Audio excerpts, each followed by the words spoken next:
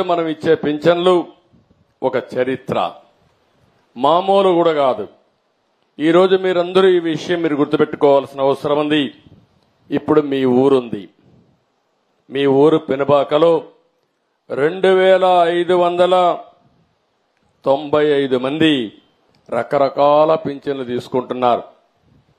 వీళ్ళందరికీ ఒక్క రోజు పింఛను 1,06,00,000 రూపాయలు ఈ ఊర్లో ఇస్తున్నాం. ఒక గ్రామంలో కోటి రూపాయల 6 లక్షల రూపాయలు ఇస్తున్నాం.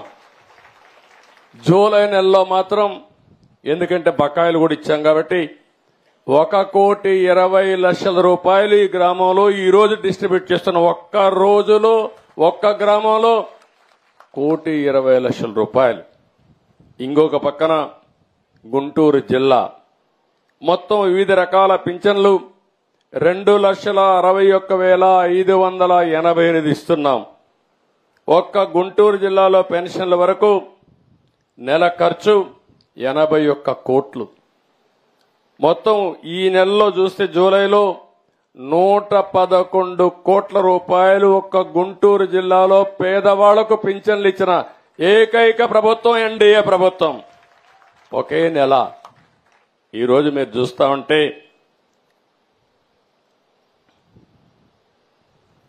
ఇంకొక పక్కన మీరు చూస్తే రాష్ట్రం మొత్తం రకరకాల పింఛన్లు 28 రకాల పింఛన్లు ఉన్నాయి. ఈ పింఛన్లు 65,31,000 మందికి పింఛన్లు ఇస్తున్నాం.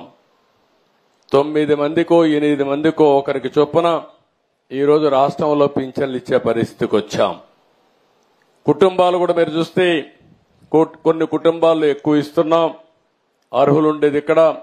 ఈ విధంగా ఓవరాల్ గా మనం చూసినప్పుడు రాష్ట్రంలో పెన్షన్ల వరకు ఇంతవరకు ఇప్పటి వరకు ఖర్చు అయింది 1,939 కోట్లయితే ఇప్పుడు అదనంగా 819 కోట్ల రూపాయలు పెంచాం. మొత్తం ఈరోజు 1,650 కోట్ల రూపాయలు 3 నెలల్లో బకాయిలు ఇస్తే 1,650 కోట్లు ఇస్తున్నాం. ఒక్క రోజున రాష్ట్రంలో ఈ నెల పింఛన్లు 4,408 కోట్ల రూపాయలు ఈ పేదవాళ్ళకి ఇస్తున్నామంటే దీనికంటే కూడా శుభ సందర్భం, దీనికంటే కూడా మంచి రోజు లేదని చెప్పి కూడా నేను మీకు తెలియజేస్తున్నా. ఇప్పుడే నేను ఒక ఇంటికి పోయాను. ఆ ఇంట్లో మాట్లాడాను. ఆ ఇంట్లో మీరు చూస్తే బనావత్ రాములు ఓల్డేజ్ వృద్ధాప్య పింఛన్ ఇచ్చాం. ఆయనకి 7,000 రూపాయలు ఇచ్చాను. అదే మరిగా ఆయన భార్య ఏదైతే బనావత్ సీత సిఆర్డీఏ పెన్షన్ ఇస్తానన్నాను, 5,000 రూపాయలు సిఆర్డీఏ పెన్షన్ ఇచ్చాం. ఇంకొక పక్క ఆయన కూతురు, ఆ అమ్మాయి కూడా భర్త చనిపోయి విడోగా ఉంది. ఆ అమ్మాయికి సాయి, ఆ అమ్మాయికి ఓల్డేజ్ పెన్షన్ భర్త చనిపోయిన దానిపైన 4,000 ప్లస్ 3,000 7,000 రూపాయలు ఇచ్చాం. ఆ ఇంట్లో ఆ సాయి అనే అమ్మాయికి కొడుకు పావన్ ఉన్నాడు, ఇంకొక కొడుకు కళ్యాణ్ ఉన్నాడు.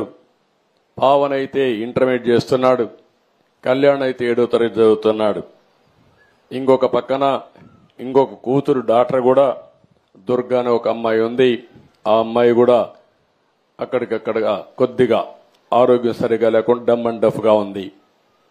ఒక కుటుంబ గాథ చూసినప్పుడు ఆ కుటుంబాన్ని నేను అడిగాను. చుట్టుపక్కలన్నీ ఇండ్లున్నాయి, మంచి ఇండ్లున్నాయి. పక్కన వాళ్ళ తమ్ముడే మిద్ది కట్టుకున్నాడు, ఈయన మాత్రం పూరింట్లో ఉన్నాడు. ఇల్లు కూడా కురుస్తా ఉంది. నేను అడిగాను ఆయన్ని, ఏంటిదని అడిగాను. ఓసారి దురదృష్టం కూడా వెంటాడుతుంది, ఓసారి మనం చేసే పనులు కూడా కలిసి రావు. ఆ కుటుంబానికి అడిగితే అతను వ్యవసాయం చేశాడు కౌలు తీసుకొని. ఉల్లిపాయలు వేశాడు, ఆనియన్ వేశాడు, దాంట్లో నష్టం వచ్చింది. 8 లక్షల రూపాయలు నష్టపోయాడు. ఒక మామూలు లంబాడా కుటుంబం 8 లక్షలు 9 లక్షలు నష్టపోయాడు. ఇప్పుడు కష్టపడి 9 లక్షలు కష్టాడు. పెద్ద కూతురు వాళ్ళందరూ కూడా ఒక కూతురు పుట్టింది, వాళ్ళు చనిపోయారు, వాళ్ళ బంధువు ఎన్ని. రెండో ఈయన కూతురికి భర్త చనిపోయాడు.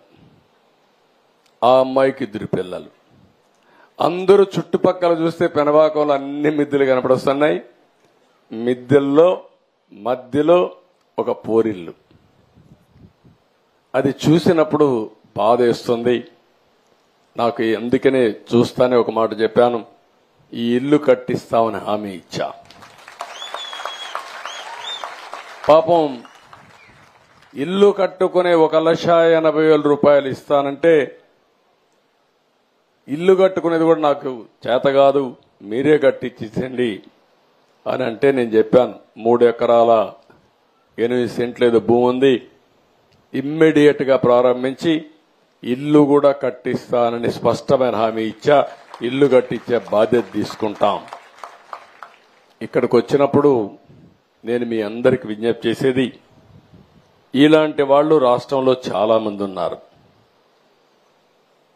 ఇలాంటి పేదవాళ్ళను ఆదుకోవడమే ఈ ప్రభుత్వం యొక్క ప్రధాన లక్ష్యం. ఈ రోజు నా జీవితంలో శాశ్వతంగా గుర్తుంటుంది. ఒకే రోజు 4,408 కోట్ల రూపాయలు పేదవాళ్ళకి ఇచ్చిన ప్రభుత్వం తెలుగుదేశం ప్రభుత్వం. దీన్ని లెక్కేసుకుంటే సంవత్సరానికి 33,100 కోట్ల రూపాయలు పేదవాళ్లకు ఒక్క పింఛన్లోనే ఇస్తున్నాం. పింఛన కార్యక్రమంలో 33,100 కోట్ల రూపాయలు మీకు ఇవ్వబోతున్నాం. పింఛన్ల ప్రకారం 5 ఏళ్లు లెక్కేసుకుంటే 5 × 33,000 1,65,000 కోట్లు. 100 కూడా వేసుకుంటే 1,65,500 కోట్ల రూపాయలు 5 సంవత్సరాల్లో ఒక పింఛన్ల ద్వారా ఈ పేదవాళ్లకు అందించే ప్రభుత్వం తెలుగుదేశం పార్టీ అని చెప్పి కూడా, ఎన్డీఏ ప్రభుత్వం అని చెప్పి కూడా నేను మీకు తెలియజేస్తున్నా. దీనికంటే ఆనందమైన రోజు నా జీవితంలో ఇంకొకటి ఉండదు.